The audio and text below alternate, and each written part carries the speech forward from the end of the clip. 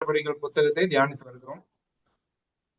இந்த நாளிலே இந்த மாலை நேரத்திலே அப்போஸ்தலர் 3ஆம் அதிகாரத்திற்கு நாம் திருப்பிக் கொள்ளலாம். We'll turn our attention to Acts chapter 3. அப்போஸ்தலர் 3ஆம் அதிகாரத்திற்கு நம்முடைய கவனங்களை திருப்பலாம்.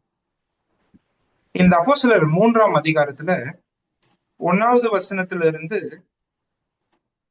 11வது வசனம் வரைக்கும் நாம் படித்து பார்க்கும்போது, இந்த 11 வசனங்கள்ல ஒரு பிறவி சப்பானியை பேதுருவும் யோவானும் அவர்கள் குணமாக்குகிறார்கள், சுகப்படுத்துகிற அந்த காட்சி இங்க நம்ம பார்க்க முடியுது. 2வது அதிகாரத்துல எருசலேமில் திருச்சபை துவங்குகிறது. திருச்சபை ஆரம்பமாகி ஆரம்ப சில நாட்கள் அந்த விசுவாசிகள் எல்லாரும் எப்படி இருந்தார்கள் என்பதை போன அமர்வுல நாம கத்துக்கிட்டோம். இப்படி எல்லாம் ஒற்றுமையோடு இருக்கும்போது, விசேஷமா இந்த அப்போஸ்தலர்கள் பரிசுத்த ஆவியினால் நிரப்பப்பட்டு காணப்படும் போது அவர்களை கொண்டு கர்த்தர் இன்னும் அதிகமாய் சுவிசேஷம் அநேக யூதர்களுக்கு சென்று சேர பல கதவுகளை திறந்து கொடுக்கிறார். இந்த அப்போஸ்தலர் 3ஆம் அதிகாரத்துல ஆண்டவர் ஒரு கதவை திறந்து கொடுக்கிறார். ஆண்டவர் திறந்து கொடுக்கிற கதவை இந்த அப்போஸ்தலர்கள் புரிந்து கொண்டு அவர்கள் அதை பயன்படுத்திக் கொள்வதை நாம் இங்கே பார்க்கிறோம். இந்த பிறவி சப்பானி குணமானதுனால 12வது வசனத்துல அநேக மக்கள் பேதுருவினிடத்தில் வருகிறார்கள். அவர்களுக்கு பேதுரு பிரசங்கிக்கிறார். அந்த பிரசங்கத்தின் நிமித்தம் 4ஆம் அதிகாரம் 4வது வசனத்துல நம்ம வாசித்து பார்த்தால் அதுல விசுவாசித்தவர்களுடைய தொகை ஏறக்குறைய 5000 இருக்கிறது என்று சொல்லி லூக்கா எழுதுகிறார். அப்போ இந்த பிரசங்கத்துக்கு வழிவகையாய் அமைந்தது இந்த பிறவி சப்பானியினுடைய சுகமாகுதல். ஆண்டவர் இந்த அற்புதத்தை ஒரு வழிவகையாய் பயன்படுத்தி அவருடைய வார்த்தையை மக்களுக்கு கொடுக்கிறார். அதன் மூலமாய் அநேகர் ரட்சிக்கப்படுகிறார்கள். சரி, இந்த 11 வசனங்கள்ல ஊழியம் சம்பந்தமாகவும் சில கோட்பாடுகளை நம்ம கற்றுக்கொண்டா நல்லா இருக்கும்னு சொல்லி நான் ஆசைப்படுறேன். ஒரு சில முக்கியமான விஷயங்கள். 3வது அதிகாரத்தினுடைய முதல் வசனத்தை நான் வாசிக்கிறேன். ஜெப வேலையாகிய 9ஆம் மணி நேரத்துல பேதுருவும் யோவானும் தேவாலயத்துக்கு போனார்கள். இந்த வாசித்த முதல் வசனத்துல ஒரு முக்கியமான விஷயத்தை நம்ம பார்க்கிறோம். கர்த்தர் கொடுக்கிற அந்த வாய்ப்பை சரியாக பேதுருவும் யோவானும் பயன்படுத்தி கொள்ளுகிறார்கள். அதனால நம்ம புரிஞ்சுக்க முடியுது. இந்த ஜெப வேலை அப்படின்னு சொல்ற அந்த நேரத்துலதான் அநேக மக்கள் கூடி வருவார்கள். எல்லா மக்களும் கூடி இருக்கக்கூடிய அந்த 9ஆம் மணி நேரத்துல அந்த மத்தியான வேலையில அவர்கள் போகிறார்கள். அப்படி போகும்போதுதான் இந்த சம்பவம் அங்கே நடைபெறுகிறது. சரியா? பாருங்க, இந்த பின்னாடி நம்ம 2வது வசனத்துல இருந்து வாசிக்கும் போது அந்த சப்பானியினுடைய காரியங்கள்லாம் வருது.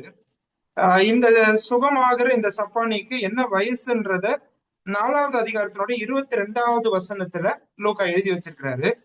அதுல 40 வயதுக்கு மேற்பட்டவனாய் இருந்தான் அப்படின்னு லூக்கா எழுதுறாரு. அப்போ என்ன ஆச்சரியப்படுத்தின ஒரு விஷயம் என்னன்னா, இதே சப்பானி ஆண்டவர் இயேசு கிறிஸ்து கொஞ்ச நாளைக்கு முன்னாடி இந்த தேவாலயத்துக்கு வரும்போதெல்லாம் நிச்சயமா அங்க இருந்திருப்பார். இந்த பிறவி சப்பானி அங்கே அமர்ந்து கொண்டு அவர் பிச்சை எடுத்துக்கொண்டு இருந்திருப்பார். ஆனா அந்த நேரத்துல இந்த சப்பானி சுகமாகல. ஆனா இந்த நேரத்துலதான் அவன் சுகமாகணும் என்பது ஆண்டவருடைய திட்டமாய் இருந்தது. ஏன்னா இதே தேவாலயத்துல இதே சாலமோன் மண்டபம் பின்னாடி நம்ம வாசிச்சு பார்க்கும்போது 11, 12 வசனங்கள் எல்லாம் இந்த சாலமோன் மண்டபம் அதே இடத்துல நின்று இயேசு கிறிஸ்துவானவர் பல நேரங்களில் பிரசங்கம் செய்திருக்கிறார். இதே இடத்துல அவர் வந்து பல போதனைகளை கொடுத்திருக்கிறார், பல அற்புதங்களையும் செய்திருக்கிறார். ஆனால் இந்த நேரத்திலே இவர்கள் இங்க வர வேண்டும் என்பது தேவனுடைய திட்டமாய் இருந்தது. அந்த தேவ திட்டத்தை சரியாய் புரிந்து கொண்ட பேதுரும் யோவானும் இந்த வாய்ப்பை அவர்கள் பயன்படுத்தி கொள்ளுகிறார்கள். நான் எப்பயுமே சொல்லுவேன், ஆண்டவரோடு நெருங்கி இருக்கிற உறவு தான் ரொம்ப முக்கியம். அந்த உறவுல ஒரு விசுவாசி நெருங்கி கர்த்தரோடு இருக்கும்போது ஆண்டவர் கொண்டு வரக்கூடிய ஊழிய வாய்ப்புகளை அவரால் பகுத்தறிய முடியும். யாருக்கு சுவிசேஷம் சொல்லணும், எப்ப சொல்லணும், யாரு கூட எப்படி பழகணும், எப்ப அவங்களுக்கு வந்து ஆண்டவருடைய வார்த்தையை அறிவிக்கணும், இது எல்லாமே பரிசுத்த ஆவியானவருடைய வழிநடத்துதலாய் இருக்கிறது. பாருங்க, நம்ம இந்த பைபிள் ஸ்டடி கேட்கிறோம். நம்ம பல விதங்களில் பல துறைகளில் நம்ம வேலை செய்யக்கூடியவர்களா இருக்கிறோம், படிக்கக்கூடியவர்களா இருக்கிறோம். அநேக வாய்ப்புகளை தினம்தோறும் ஆண்டவர் நம்முடைய வாழ்க்கையில கொண்டு வருகிறார். சிலர் நம்முடைய வீடு தேடியே வருகிறார்கள் இல்லையா? சிலர் நம்ம பணிபுரிகிற இடத்துல அவர்கள் இருக்கிறார்கள், சிலர் படிக்கிற இடத்துல இருக்கிறாங்க, அல்லது பலவிதமான மனிதர்களோடு நம்ம புதுசா பழகும் போது கூட அநேக வாய்ப்புகளை கர்த்தர் நமக்கு ஏற்படுத்தி கொடுக்கிறார் சுவிசேஷத்தை அறிவிக்க. ஆனா முதலாவது ஒண்ணு புரிஞ்சுக்கணும், இந்த வாய்ப்பு கர்த்தர் தான் ஏற்படுத்தி தரார் அப்படின்றத புரிந்து கொள்ளவே தேவனோடு நல்ல உறவு அவசியம். இந்த பேதுரு, யோவான், இந்த அப்போஸ்தலர்கள் எல்லாம் ஆண்டவரோட நல்ல உறவுல இருக்கிறாங்க, ஆவியினால் நிறைந்து காணப்படுறாங்க. அதனாலதான் இந்த நாளின் போது சரியா இந்த 9ஆம் மணி நேரத்துல அந்த தேவாலயத்திற்கு இவர்கள் கடந்து வர ஆண்டவர் இவர்களை அழைத்து கொண்டு வருகிறார். இது முதலாவது ஊழியத்துல ரொம்ப முக்கியம். பரிசுத்த ஆவியினால் நிறைந்து காணப்படுகிற ஊழியர்கள், பரிசுத்த ஆவியினால் நிறைந்து காணப்படுற விசுவாசிகள், அவர்கள் தேவன் கொண்டு வரக்கூடிய அந்த சுவிசேஷம் அறிவிக்கக்கூடிய அந்த வாய்ப்புகளை சரியாய் பகுத்தறிந்து அதை அவர்கள் பிரயோஜனப்படுத்திக் கொள்ளவும் செய்வார்கள். சரியா? அதை இங்க பேதுரு, யோவானுடைய லைஃப்ல நம்ம நல்லா பார்க்க முடியுது. ஆண்டவர் இயேசு கிறிஸ்துவோடைய வாழ்க்கையில கத்துக்கிட்டதுதான். ஆண்டவர் இயேசு கிறிஸ்துவை பத்தி படிக்கும்போது நிறைய இடங்கள், அவர் போற இடங்கள்லாம் பார்க்கும்போது சரியான அந்த நேரத்திற்கு சரியான அந்த இடத்துக்கு போய் சரியான நபர்களுக்கு அவர் அந்த அற்புதங்களை செய்கிறார். அதன் மூலமாய் தேவன் மகிமைப்படுகிறார். அதன் மூலமாய் சரியான விதத்திலே தேவன் வெளிப்படுகிறார். நான் சமீபத்துல இந்த நாயின் ஊர் அந்த விதவியோடைய அந்த மகனை சுகப்படுத்துறாரு இல்லையா, அவன் மரித்து போறான், அவனை உயிரோட எழுப்புறாரு. அந்த சம்பவத்தை படிச்சுட்டு இருந்தேன்.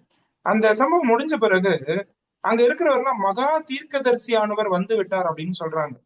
லூக்கா மட்டும்தான் இந்த சம்பவத்தை எழுதி வச்சிருக்காரு. லூக்கா 7ஆம் அதிகாரத்துல அதை எழுதுறாரு. அந்த நாயின் ஊர்ல அந்த விதவையினுடைய மகனை சுகப்படுத்தின பிறகு அந்த மக்கள் எல்லாம் இவரை ஏன் தீர்க்கதரிசியானவர் கூப்பிடுறாங்க அப்படின்றத கொஞ்சம் ஆராய்ந்து படிக்கும்போது எனக்கு ஒரு விஷயம் புரிஞ்சது. ஒரே மலையினுடைய மேல ஒரு ஊர் இருந்திருக்கு, கீழே இன்னொரு ஊர் இருந்திருக்கு. அந்த ஒரே மலையினுடைய வடபகுதியில் இருந்த ஊர் பேரு சூனேம். சூனேம் பத்தி படிக்கிறோம் இல்லையா பழைய ஏற்பாட்டுல. அந்த ஊர் தான் அந்த வட சரிவுகளில் இருந்த ஒரு ஊர். ஆனா அதே மலையினுடைய தென் சரிவுகளில் இருந்த ஊர் தான் நாயின் என்னும் ஊர். சரியா? இந்த நாயின் ஊரும் சூனேம் ஊரும் ஒரே மலைப்பகுதியிலே அமைந்துள்ள 2 பட்டணங்கள். சூனேம்ல என்ன நடந்ததுன்னு நமக்கு தெரியும்.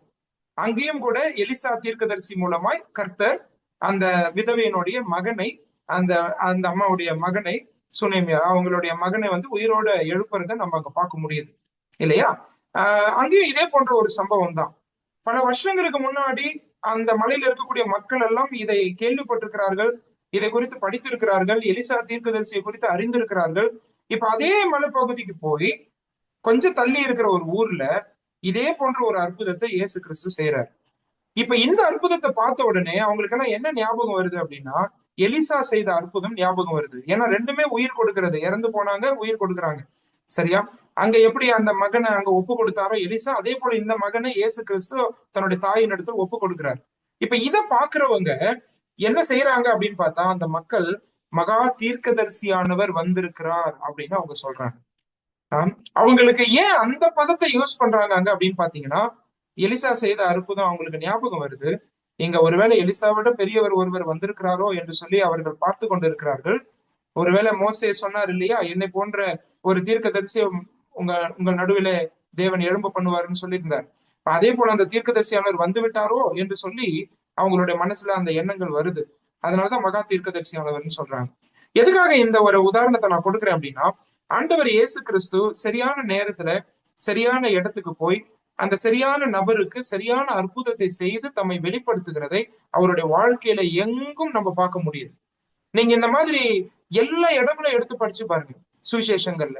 ஏன் செசேரியா பிலிப்பிக்கு பட்டணத்துக்கு போகும்போது மக்கள் என்ன யாருப்பா நினைக்கிறாங்க அப்படின்னு ஏன் அந்த ஊர்ல கேட்கிறாரு சீஷர்கள் கிட்ட. ஒவ்வொன்றுத்துக்கும் இட் ஹாஸ் சிக்னிபிகன்ஸ். ஒவ்வொரு ஊரிலும் நடந்த சம்பவங்கள் அதோடு தொடர்புடையது. அப்ப ஆண்டவர் இயேசு கிறிஸ்து சரியாய் பிதாவினுடைய வழி நடத்துதலின்படி அல்லது பிதாவினுடைய அட்டவணையின்படி பரிசுத்த ஆவியானவருடைய வழி நடத்துதலோடு அவர் எப்பொழுதும் தேவனுடைய சித்தத்தில காணப்படும் போது ஆண்டவர் கொண்டு வரக்கூடிய வாய்ப்புகளை சரியாய் பயன்படுத்தி கொண்டார். அவரே அவருடைய வாயில சொல்றாரு, அவர் எனக்கு தந்தவைகளில் ஒன்றும் நான் இழந்து போகவில்லை அப்படின்னு சொல்றாரு. யோவான் 6ஆம் அதிகாரத்துல நம்ம அதை வாசிக்க முடியும். பிதாவானவர் எனக்கு தந்த ஒருவரையும் நான் இழந்து போல அப்படின்னு சொல்றாரு. அதுக்கு 2 வசனம் முன்னாடி யோவான் 6ஆம் அதிகாரத்துல சொல்றாரு, பிதாவானவர் எனக்கு கொடுக்கிற யாவும் என்னிடத்தில் வரும், என்னிடத்தில் வருகிறவனை நான் புறம்பே தள்ளுவதில்லை. 37வது வசனத்துல யோவான் 6ஆம் அதிகாரத்துல அதை சொல்றாரு. பிரியமானவர்களே, அப்ப ஆண்டவர் இயேசு கிறிஸ்துவ கூர்ந்து கவனித்த அப்போஸ்தலர்கள் ஒரு விஷயத்தை நல்லா புரிஞ்சுக்கிட்டாங்க. we should use all opportunities. ஆண்டவர் கொண்டு வர எல்லா வாய்ப்புகளையும் பயன்படுத்தணும் சுவிசேஷம் அறிவிக்க. அடுத்தது, முதல்ல இது கர்த்தர் கொண்டு வர வாய்ப்பு தானா அப்படின்றத புரிஞ்சுக்கவே கர்த்தரோடு நெருக்கமான உறவு மிகவும் அவசியம். அது இந்த அப்போஸ்தலர்கள் நல்லா இவங்க லைஃப்ல ஃபாலோ பண்றாங்க. கர்த்தரோடு நெருங்கி இருந்த யோவானையும் பேதுருவையும் ஆண்டவர் கொண்டு வந்து சரியான நேரத்துல, சரியான இடத்துல, சரியான இந்த சப்பானிய அங்க அவங்க பார்க்கவும், அவனை சுகப்படுத்தவும், அதன் மூலமாய் திரளான மக்கள் ரட்சிக்கப்பட வேண்டும் என்பது தேவனுடைய திட்டமாய் இருந்தது. நம்ம வாழ்க்கையில இதை நல்லா கத்துக்கணும். பாருங்க, ஒரு நபர் இப்ப பஸ்ல என் பக்கத்துல ஒருத்தர் உட்காந்துட்டு வராரு, சென்னையில இருந்து பாண்டிச்சேரிக்கு வராருன்னு சொன்னா, அவர் வந்து சென்னையில இருந்து பாண்டிச்சேரிக்கு வரக்கூடிய ஒரு பயணியாக நான் பார்க்க முடியும். அதே சமயம் நரகத்தை நோக்கி போய் கொண்டிருக்கிற ஒரு ஆத்மாவாகவும் பார்க்க முடியும். இந்த ரெண்டு பார்வையில எது என்னுடைய பார்வைன்றது ஆண்டவரோடு எனக்கு உள்ள அந்த உறவுலதான் அந்த பார்வை இருக்கு. அது ரொம்ப முக்கியம். சரியா? நம்ம வீட்டுக்கே பலர் வந்து போவாங்க. ஆனா அவங்க கிட்ட இது வரைக்கும் நம்ம சுவிசேஷம் அறிவிச்சிருக்கவே மாட்டோம். ஒருவேளை நம்ம வேலையில நம்ம கூட ரொம்ப ஃப்ரெண்டா இருப்பாங்க, ரொம்ப நல்ல நெருக்கமா இருப்பாங்க. ஆனா அவங்க கிட்ட நம்ம ஆண்டவரை எந்த விதத்துல வெளிப்படுத்தி இருக்க மாட்டோம். அப்ப கர்த்தர் கொண்டு வரக்கூடிய இந்த வாய்ப்புகளுக்கு நம்முடைய கண்கள் திறக்கப்படட்டும். சரியான இந்த வாய்ப்பு நான் யோசிச்சேன், ஏன் இயேசு கிறிஸ்துவே இவனை சுகப்படுத்திருக்கலாமே கொஞ்சம் வருஷங்களுக்கு முன்னாடி, ஏன் அதை செய்யல அப்படின்னு சொல்லிட்டு நான் யோசிச்சுட்டு இருந்தேன். இப்ப கர்த்தர் இந்த நேரத்துல இது நடக்கணும் என்பது அவருடைய சித்தமாய் இருக்கிறது. அதை பகுத்தறிய அப்போஸ்தலருடைய கண்கள் திறக்கப்பட்டது. அதுக்கு தேவையான தெய்வ உறவுல அவர்கள் தொடர்ந்து காணப்பட்டார்கள். ஆண்டவரை நேசிக்கிறதா முக்கியம், அவரோடு இருக்கிற உறவுல பலப்படுறதா முக்கியம். இந்த மாதிரி ஸ்பிரிட்ஃபுல் பர்சனுக்கு ஆண்டவர் கொண்டு வர வாய்ப்புகளுக்கு எளிதாய் அவரோட கண்கள் திறக்கப்படும். அப்புறம் எல்லா வாய்ப்பும் நீங்க பயன்படுத்த ஆரம்பிச்சிருவீங்க. இது முதலாவது நம்ம ஊழிய சம்பந்தமாவும் நம்ம இந்த பகுதியில இருந்து கத்துக்கிறோம். ஒரே ஒரு வசனத்தை மாத்திரம் நான் இது தொடர்புடைய நிலைமையில நான் வாசிக்கிறேன். கொலோசியர் 4ஆம் அதிகாரத்துக்கு வாங்க. அதுல அப்போஸ்தலனாகிய பவுல் எப்படி நம்ம வாய்ப்புகளை பயன்படுத்தணும் அப்படின்றத ரொம்ப அழகா சொல்லி தர்றாரு. கொலோசியர் 4ஆம் அதிகாரத்தினுடைய 5வது வசனம் பாருங்க. கொலோசியர் 4:5. புறம்பே இருக்கிறவர்களுக்கு முன்பாக ஞானமாய் நடந்து காலத்தை பிரயோஜனப்படுத்திக் கொள்ளுங்கள். எவ்வளவு அழகா சொல்றாரு பாருங்க. புறம்பே இருக்கிறவர்கள்னு சொல்றது யாருன்னா, ரட்சிக்கப்படாத நம்முடைய நண்பர்கள். அவங்க புறம்பே இருக்கிறாங்க, ஆண்டவருக்குள்ள வராம இருக்கிறாங்க, வெளியே இருக்கிறாங்க.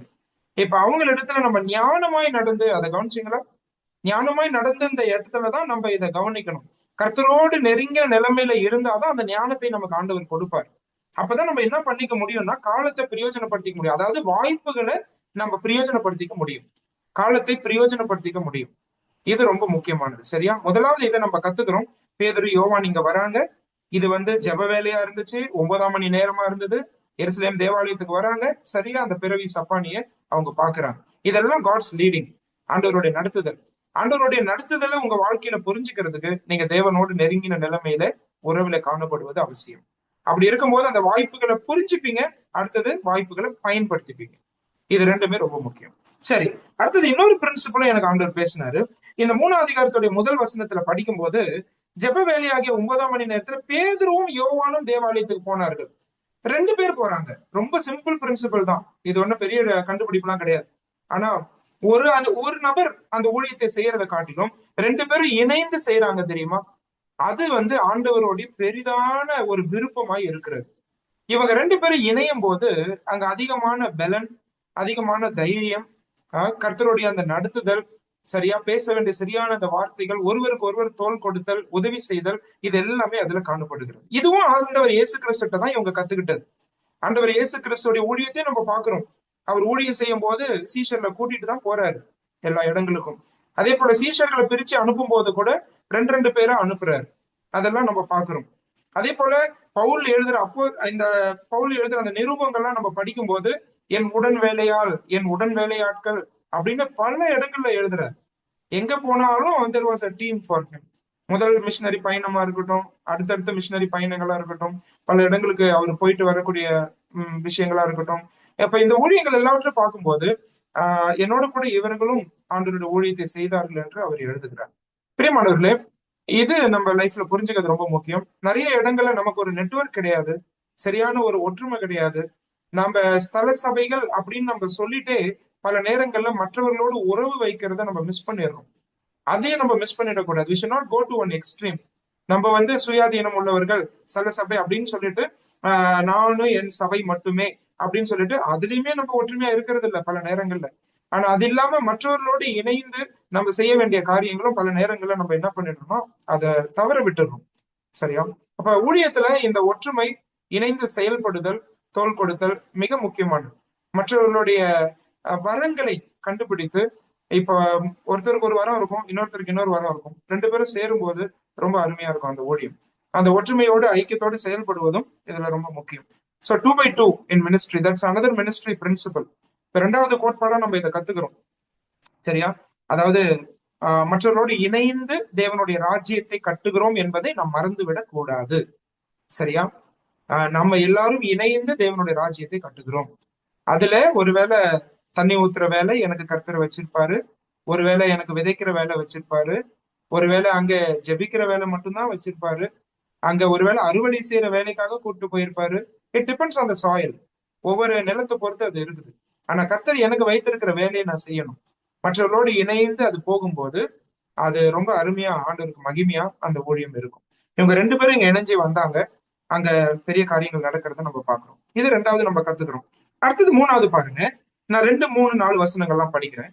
3வது அதிகாரத்துடைய அப்போஸ்தலர் 3க்கே வந்துருங்க. 2வது வசனத்துல இருந்து வாசிக்கிறேன். அப்பொழுது தன் தாயின் வயிற்றிலிருந்து சப்பானியாய் பிறந்த ஒரு மனுஷனை சுமந்து கொண்டு வந்தார்கள். தேவாலயத்திலே பிரவேசிக்கிறவர்களிடத்தில் பிச்சை கேட்கும்படி நாடோறும் அவனை அலங்கார வாசல் எனப்பட்ட தேவாலய வாசல் அண்டையிலே வைப்பார்கள். எதுக்கு இந்த வசனத்தை லூக்கா எழுதி வச்சிருக்காருன்னா, to show his desperate condition, அவனுடைய ஒரு பரிதாபமான நிலையை நமக்கு காண்பிக்கிறதுக்காக தான். அந்த வார்த்தையெல்லாம் கவனிச்சிங்களா? தாயின் வயிற்றிலிருந்து சப்பானி, அடுத்தது மற்றவர்களால சுமந்து கொண்டு வரப்பட்டவன், அவனுடைய சொந்த காலில் அவனால நிக்க முடியல இல்லையா? அது போன்ற ஒரு பலவீனம். மற்றவங்களை அவன் டிபெண்ட் பண்ணி தான் ஆகணும். மற்றவங்க தான் அவனை சுமந்துட்டு வராங்க. அதே போல அந்த வாசல் அண்டையில கொண்டு வந்து வைக்கிறதும் மற்ற நபர்கள் தான். அதே போல அங்க தேவாலயத்துல பிரவேசிக்கிற இடத்துல அவன் என்ன செய்யறான்? பிச்சை கேட்டு கொண்டு இருக்கிறான். இதுதான் அவனுடைய அலங்கோலமான நிலை, இதுதான் அவனுடைய பரிதாபமான நிலை. சரியா? அந்த நிலையை தான் நம்ம இந்த இடத்துல பாக்குறோம். இப்படிப்பட்ட ஒரு நபர் தான் இவன் அப்படின்றத லூக்கா ரொம்ப அழகா இங்க காண்பிக்கிறார். சரி, அடுத்தது பாருங்க 3வது வசனம். தேவாலயத்திலே பிரவேசிக்க போகிற பேதுருவும் யோவானையும் அவன் கண்டு பிச்சை கேட்டான். பேதுருவும் யோவானும் அவனை உற்று பார்த்து, அதை கவனிச்சீங்களா? நான் இங்கே நிறுத்துறேன். 3வது ஒரு பாடத்தை நம்ம கத்துக்க போறோம். இது போன்ற ஒரு நபர், இவ்வளவு தேவையுள்ள ஒரு நபர், மிக மோசமான நிலைமையில இருக்கிற ஒரு நபரை அவனுடைய தேவைகள் எல்லாம் புரிந்து கொள்ள நம்முடைய கண்கள் திறக்கப்பட வேண்டியது அவசியம். இந்த நபருக்கு என்னென்ன தேவைகள் இருந்தது? நிச்சயமா ஆவிக்குரிய தேவை உண்டு இல்லையா? நிச்சயமா சரீர தேவை உண்டு. அவர் ஏற்கனவே சப்பானியா இருக்கிறாரு, சரீர தேவை உண்டு. நிச்சயமா அவருக்கு உணர்வு ரீதியான தேவை உண்டு. எத்தனை எமோஷனல் பெயின்ஸ்ல அவர் இருந்திருப்பார். ஏன்னா அவர் பிச்சை கேட்டுட்டு உட்கார்ந்து இருக்கிறார். என்னால மற்றவங்க மாதிரி நடக்க முடியலையே, உழைக்க முடியலையே. அவர் மனதளவுல அநேக உளைச்சல்கள், மனசோர்வுகள் அவருடைய இருதயத்துல இருந்திருக்கும். அப்படிப்பட்ட உணர்வு ரீதியான தேவைகள், அது மட்டும் இல்ல சமுதாய தேவைகள் இருந்திருக்கும். தேவாலயத்துக்கு வெளியில இருக்கிறாரு, உள்ள போக முடியுதா? உள்ள போக முடியல. தேவாலயத்துக்கு வெளியில இருக்கிறார். எத்தனை மக்கள் இவரை ஏற்றுக்கொண்டாங்கன்னு தெரியல, எத்தனை மக்கள் இவரை ஒதுக்குனாங்கன்னு தெரியல. அந்த வழிகள் எல்லாம் அவருக்கு இருந்திருக்கும். அது சமுதாய தேவை. இந்த 4 தேவைகளும் ஒரு மனுஷனுக்கு உண்டு. இதை நல்லா நம்ம புரிஞ்சுக்கணும். ஊழியம் என்பது வெறும் நீ போய் ஆண்டவர் இயேசு கிறிஸ்துவை ஏற்றுக்கொள் அப்படின்னு சொல்வது மட்டும் கிடையாது இல்லையா? நம்ம ஹோலிஸ்டிக் காஸ்பல் அப்படின்னு நம்ம சொல்றோம். ஒரு மனிதனுடைய 4 விதமான இந்த தேவைகளையும் பகுத்தறிவது ஊழியத்துல ஈடுபடுகிறவர்களுக்கு மிகவும் அவசியம். இப்ப சபையா ஏன் நம்மள இந்த லொக்காலிட்டியில வச்சிருக்கிறாருன்னு சொன்னா, ஒரு நபருக்கு போய் உதவி செய்யறதும் அப்படின்னு சொன்னா அவங்களுடைய சரீரமும் ரொம்ப முக்கியம், அவருடைய உணர்வுகள் முக்கியம், அவர்களுடைய சமுதாய தேவைகள் சந்திக்கப்படுவது முக்கியம், அவர்களுடைய ஆவிக்குரிய தேவை எல்லாவற்றை விட ரொம்ப முக்கியம். நிச்சயமா அந்த ஆவிக்குரிய தேவை சந்திக்கப்படுறதுக்கு தான் நம்ம இதெல்லாம் செய்யறோம். ஆனா 3 நாள் பசியா இருக்கிறாருங்க ஒருத்தர், அவர்கிட்ட போயிட்டு நீ ஆண்டவரை ஏத்துக்கோ அப்படின்னு சொன்னா அவர் நம்மளை பார்த்து என்ன செய்வார்? முதல்ல அவர் கேட்க விரும்புறது, அவருக்கு கிடைக்கணும்னு நினைக்கிறது என்னன்னு கேட்டா சாப்பாடு. சரியா? அந்த சாப்பாடு கொடுத்தாதானே அவருடைய காதே திறக்கப்படும். அவர் காதே அடைச்சிருக்கு, இயேசுன்ற வார்த்தையே உள்ள போல. சரியா? ஆனா நம்ம இயேசு இயேசுன்னு சொல்லிட்டு இருக்கிறோம். இந்த தேவையை நம்ம சந்திக்க மாட்டோம். சபையார் இதுல ஈடுபடுவது மிகவும் அவசியம். நம்மளுடைய சபை கட்டடங்களை இதற்காக பயன்படுத்துவது அவசியம். நம்முடைய திறன்களை இதற்காக பயன்படுத்துவது அவசியம். எத்தனையோ பேர் நீங்க உங்க சபையில டீச்சர்ஸா இருப்பீங்க, எத்தனையோ பேர் நர்சஸா இருப்பீங்க, டாக்டர்ஸா இருப்பீங்க, பிசினஸ் செய்யக்கூடியவர்களா இருப்பீங்க. உங்களால சமுதாயத்துக்கு என்ன நன்மை செய்ய முடியும் இந்த சபை மூலமாய்? அதை நம்ம சிந்தித்து இருக்கிறோமா? ஒருவேளை ஒரு சின்ன டியூஷன், ஒருவேளை சின்ன ஒரு மெடிக்கல் கேம்ப், ஒருவேளை சின்னதா ஏதாவது ஒரு டிராயிங் கிளாஸோ அல்லது மற்ற சில திறன்கள் அவங்களோட பர்சனாலிட்டி டெவலப்மெண்ட் கிளாஸஸோ, இந்த மாதிரி மற்ற இதை நம்ம எடுத்து நம்முடைய சபை கட்டடங்களை இதற்காக திறந்து நம்ம வந்து சமுதாயத்துல கிறிஸ்துவை வெளிப்படுத்துறவர்களா இருப்போமானால் நிச்சயமா தேவன் அதுல பிரியப்படக்கூடியவரா இருக்கிறார். இதை நம்ம நல்லா யோசிக்கணும். இப்ப பேதுரு இந்த இடத்துல பார்த்தது வெறும் அவருடைய ஆவிக்குரிய தேவையை மட்டும் இல்ல. இந்த 4வது வசனத்துல வரக்கூடிய அந்த உற்று பார்த்துன்ற வார்த்தை ரொம்ப முக்கியமானது. அவனை உற்று பார்த்தார்கள். எத்தனையோ பேர் பிச்சை கேட்டுட்டு இருந்திருப்பாங்க, ஆனா இவனை உற்று பார்க்கறாங்க. இவனை பார்த்ததுல இந்த விதங்கள் எல்லாம் அவனுடைய தேவைகள் சந்திக்கப்பட வேண்டும் என்பதை அவர்கள் அறிந்து கொண்டார்கள். சரியா? மற்றவர்களுடைய இத்தகைய தேவைகளுக்கு நம்முடைய கண்கள் திறக்கப்படுகிறதா? ஆண்டவர் இயேசு கிறிஸ்து இதை செய்யலன்னு நினைக்கிறீங்களா? ஆண்டவர் இயேசு கிறிஸ்து எல்லாருக்கும் இதை செய்தார். அவங்களுடைய சரீர தேவைகளையும் சுகமாக்குறாரு. அவங்களுக்கு சமுதாயத்துல அக்செப்டன்ஸ் கிடைக்குது. அந்த குஷ்டரோகி எல்லாம் எடுத்து பாருங்க, எங்கேயோ கிடந்தான் இல்லையா? அவனை சுகப்படுத்திட்டு சொல்றாரு, நீ போய் ஆசாரியன்கிட்ட காமின்றாரு. ஏன் ஆசாரியன்கிட்ட காமிக்க சொல்றாரு? ஏன்னா ஆசாரியன் வந்து எக்ஸாமின் பண்ணி பண்ணி செக் பண்ணி இவன் வந்து சமுதாயத்துக்குள்ள போலாமா வேணாமான்னு முத்திரை குத்துவான். அதுக்கப்புறம் தான் சமுதாயத்துக்குள்ள போக முடியும். ஜனங்க அவனை ஏற்றுக்கொள்வாங்க. எத்தனை வருஷமா அவனை ஏற்றுக்கொண்டிருக்க மாட்டாங்க. நாரைகிட்டு திறந்திருப்பான் அந்த மனுஷன். அவன் கிட்ட கூட யாரும் போயிருக்க மாட்டாங்க. ஆனா அவனுக்கு இப்ப சமுதாயத்துல ஒரு அக்செப்டன்ஸ் கிடைக்குதுன்னா அதுக்கு காரணம் இயேசு கிறிஸ்துவானவர் இல்லையா? பிரியமானவர்களே, இதுதான் சுவிசேஷம். சுவிசேஷத்தை நம்ம அறிவிக்கும் போது அவர்களுடைய எல்லா தேவைகளையும் பகுத்தறிந்து அவர்களுக்கு சுவிசேஷத்தை கொடுத்து பாருங்க. நீங்க நிச்சயமா கிறிஸ்தவர்களை குறித்த நல்ல அபிப்பிராயமும் சமுதாயத்துல இருக்கும். உங்களுடைய சபையை குறித்து என்ன அபிப்பிராயம் சமுதாயத்துல இருக்கிறது? அது ரொம்ப முக்கியமான கேள்வி. நம்மள நாமளே யோசிச்சு பார்க்க வேண்டிய ரொம்ப முக்கியமான ஒரு கேள்வி. இந்த இடத்துல 3வதா நான் அதை போக்கஸ் பண்ண விரும்புறேன். அவனை உற்று பாக்குறாங்க. இது எல்லா தேவையும் உனக்கு சந்திக்கப்பட்டுதா பிரதர் அப்படின்னு கேட்டா நிச்சயமா சந்திக்கப்பட்டுச்சு. நிச்சயமா சந்திக்கப்பட்டுச்சு. சரியா? அதை நம்ம இங்க பாக்குறோம். பின்னாடி நம்ம படிக்கும் போது அவனுக்கு சுகமும் கிடைக்குது இல்லையா? அவன் ஆண்டவரையும் விசுவாசிக்கிறான். அவன் குதிச்சு நடந்து தேவாலயத்துக்குள்ள போறான். அதை நம்ம வாசிக்கிறோம் இல்லையா? அவன் வந்து 8வது வசனத்துல கடைசியில வாசிக்கிறான், அவர்களுடனே கூட தேவாலயத்திற்குள் பிரவேசித்தான். எவ்வளவு சந்தோஷமா இருந்திருக்கும் அவனுக்கு. எத்தனையோ முறை அங்க உட்காந்துட்டு ஏங்கி நின்றுப்பான், இந்த தேவாலயத்துக்குள்ள என்னால போக முடியலையே, 40 வயசுக்கு மேல இப்படியே இருக்கிறான் அப்படின்னு சொன்னா அவன் பிறந்ததுல இருந்தே இப்படி இருக்கிறான்னா பிறந்ததுல இருந்தே தேவாலயத்துக்குள்ள போனது இல்ல. தினமும் அதை பார்த்துட்டு இருந்திருப்பான், ஆனா உள்ள போக முடியல.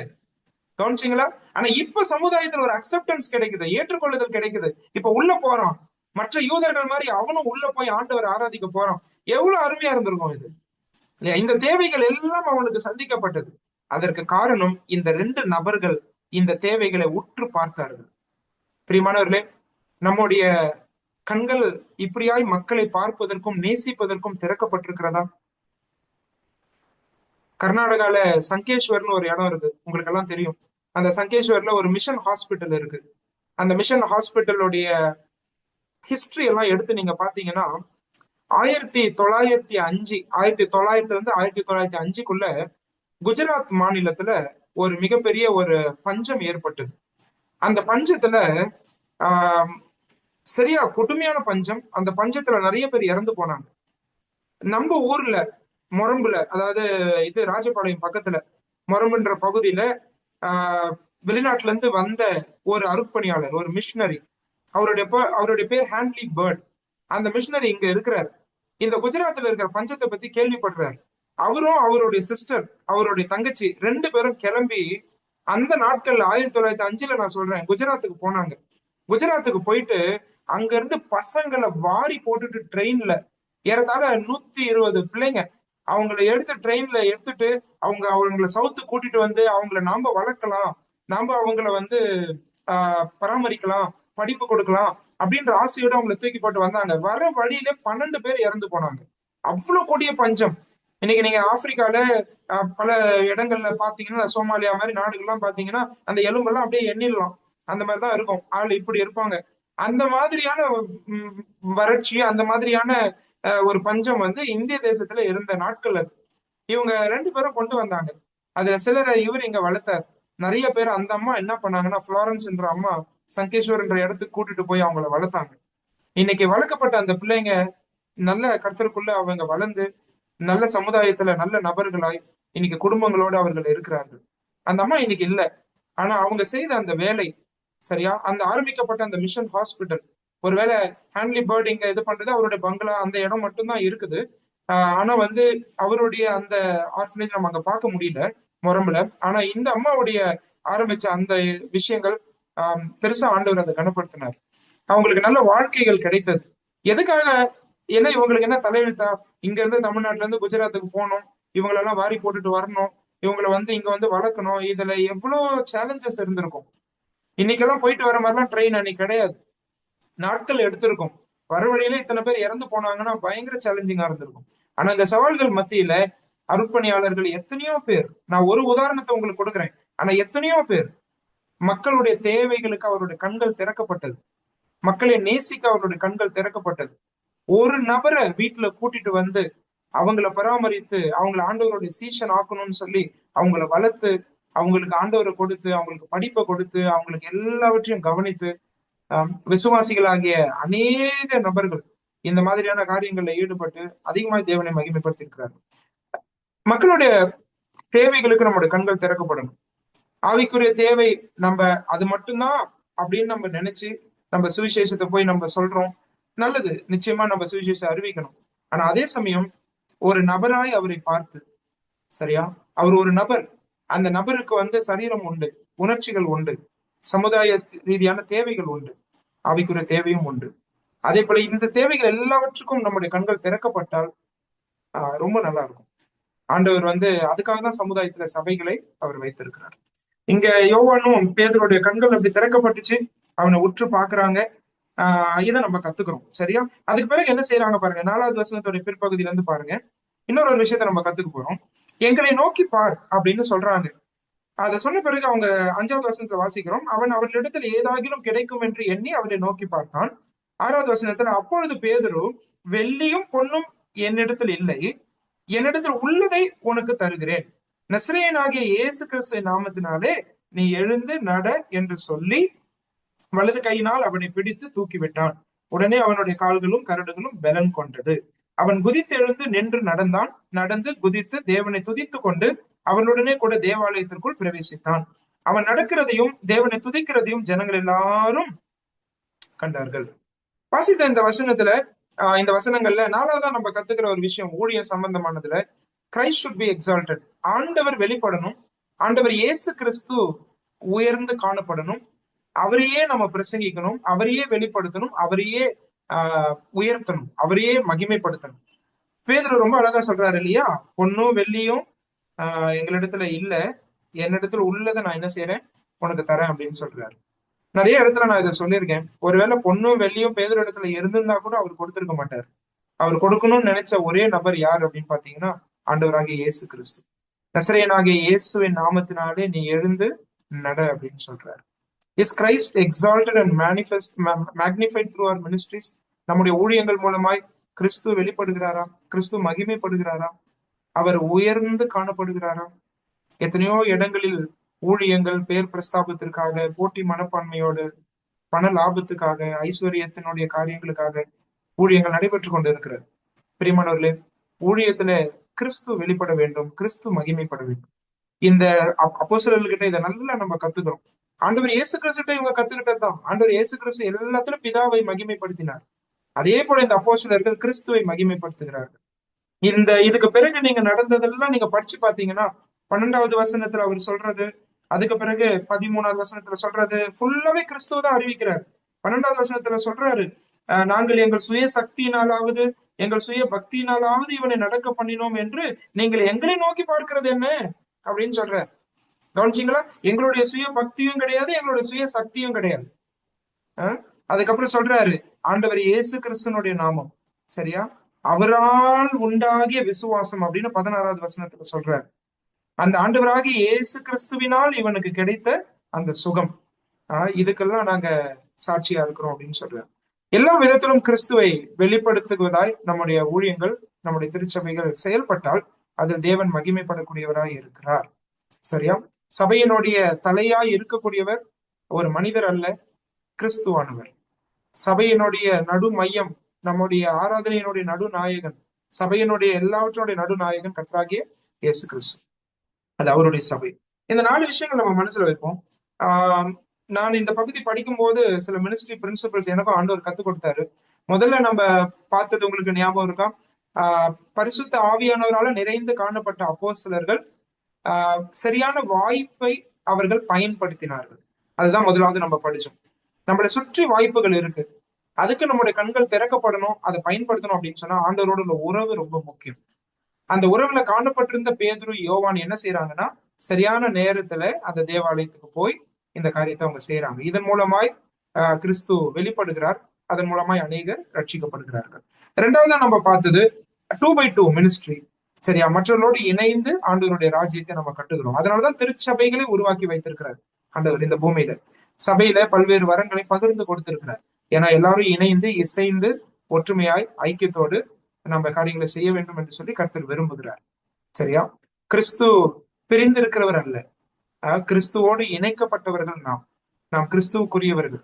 அதனால அந்த ஒற்றுமையை காத்து கொண்டு நம்ம நடப்பது மிகவும் அவசியம். இது ரெண்டாவது நம்ம புரிஞ்சுக்கிட்டோம். ஊழியத்துல இது ரொம்ப அவசியம். மூணாவதா நம்ம பார்த்தது, ஒரு நபரை பார்க்கும்போது அவருடைய சரீர தேவைகள், அவருடைய உணர்வு ரீதியான தேவைகள், அவருடைய சமுதாய தேவைகள், அவருடைய ஆவிக்குரிய தேவைகள், இது எல்லாவற்றையும் சந்திப்பதுதான் சுவிசேஷம். சரியா? இதை நல்லா புரிஞ்சுக்கணும். நம்ம இது எல்லாவற்றையும் சந்திப்பதுதான் சுவிசேஷம். அப்ப அந்த கோணத்துல ஒரு நபரை நம்ம பார்த்து சபையாய் நம்ம செயல்படுவது மிகவும் அவசியம். ஒருவேளை அவங்களுக்கு வேலை வாய்ப்பு தேவைப்பட்டா அதை ஏற்படுத்தி கொடுக்கணும். ஒருவேளை படிப்பு தேவைப்பட்டா அதை ஏற்படுத்தி கொடுக்கணும். ஒருவேளை சில வறுமையில இருக்கிறாங்கன்னா அதுக்கான தேவைகள் சந்திக்கப்படணும். வேற ஏதாவது உதவிகள், அவர்களுக்கு தேவையான ஆதரவுகள், இது எல்லாமே சபையார் மூலமா கிடைக்கணும். அதனாலதான் உங்களை பல பொசிஷன்ஸ்ல ஆண்டவர் வச்சிருக்கிறார். அது சமுதாயத்தில் இருக்கக்கூடிய மக்களுக்கு அது பயன்படும். அப்படிப்பட்ட விதங்கள்ல நம்ம மனிதர்களை பார்க்க வேண்டும். இது மூணாவது நம்ம பார்த்தது. நாலாவது, கிறிஸ்து வெளிப்படணும், கிறிஸ்து மகிமைப்படணும். கிறிஸ்துவானவர் மகிமைப்பட வேண்டும் ஊழியங்களில். சபையினுடைய எல்லா விதமான தீர்மானங்களில், ஊழியங்களில், செயல்பாடுகளில் ஆண்டவராக இயேசு கிறிஸ்துவானவர் மகிமைப்பட வேண்டும். பேதுரு ரொம்ப அழகா சொல்றாரு, பொன்னும் வெள்ளியும் என்னிடத்துல இருந்தா கொடுத்திருப்பேன், ஆனா நசரேயனாக இயேசுவின் நாமம் எப்பயுமே எங்க கிட்ட இருக்கு. அந்த நாமத்தை உனக்கு கொடுக்குறேன். அதுதான் உன்னை சுகப்படுத்த முடியும். அதுதான் உன்னை ரட்சிக்கப்பட வைக்க முடியும். அதனால அந்த நபரை நான் உங்களுக்கு கொடுக்கிறேன் என்று சொல்லி ஆண்டவர் இயேசு கிறிஸ்துவை அவருக்கு கொடுக்கிறாரு. சரி, இதெல்லாம் 10-11 வசனங்கள்ல நடக்குது. மக்கள் எல்லாம் இப்ப பாக்குறாங்க, பார்த்து பிரமித்து போறாங்க. யாரு இவனா அந்த மனுஷன்? அங்க உட்காந்து பிச்சை கேட்டுட்டு இருந்தான், இப்ப இப்படி குதிச்சு எழுந்து நடந்து அங்க தேவாலயத்துக்குள்ள எல்லாம் போறானே அப்படின்னு சொல்லி அவனை பார்த்தவர்கள் என்ன செய்யறாங்க? அவங்க எல்லாம் ஓடி வராங்க. சரியா? இதை கர்த்தர் வழிவகையா பயன்படுத்தினார். இந்த மக்களை தன்னண்டை ஈர்த்து கொள்ள இந்த அற்புதத்தை ஒரு வழிவகையா பயன்படுத்தினார். 11வது வசனம் பாருங்க. verse 11. குணமாக்கப்பட்ட சப்பானி பேதுருவையும் யோவானையும் பற்றி கொண்டு இருக்கையில் ஜனங்கள் எல்லாரும் பிரமித்து சாலமோன் மண்டபம் என்னப்பட்ட மண்டபத்தில் அவர்களிடத்தில் ஓடி வந்தார்கள். ஜனங்கள் எல்லாரும் ஓடி வர்றதுக்கு காரணம் இவனுடைய சுகம். சரியா? அந்த சுகத்தின் நிமித்தம் இந்த ஆண்டவர் இப்படி சுகப்படுத்தினார், இவர் யாரு, என்ன நடந்துச்சுங்க, இதெல்லாம் தெரிஞ்சுக்கிறதுக்கு அவங்க ஓடி வராங்க. இதை பேதுரு பயன்படுத்திக்கிறார். இந்த இடத்துல அவர் ஒரு பிரசங்கத்தை கொடுக்க போகிறார். அந்த பிரசங்கம் தான் 12வது வசனத்துல இருந்து ஆரம்பிக்குது. 12வது வசனத்துல இருந்து இந்த அதிகாரத்துடைய கடைசி வசனம் வரைக்கும், 26வது வசனம் வரைக்கும் அந்த பிரசங்கத்தை தான் நம்ம பார்க்க போறோம். சரி, 12ல இருந்து நான் படிக்கிறேன். பேதுரு அதை கண்டு ஜனங்களை நோக்கி, இஸ்ரவேலரே, இதை குறித்து நீங்கள் ஆச்சரியப்படுகிறது என்ன? நாங்கள் எங்கள் சுய சக்தியினாலாவது எங்கள் சுய பக்தியினாலாவது இவனை நடக்க பண்ணினோம் என்று நீங்கள் எங்களை நோக்கி பார்க்கிறது என்ன? அடுத்த வசனத்துல சொல்றாரு, ஆபிரகாம், ஈசாக்கு, யாக்கோபு என்பவர்களுடைய தேவனாகிய நம்முடைய பிதாக்களின் தேவன் என கூடி வந்திருக்கிறவங்க யாரு? இஸ்ரவேலர்கள்.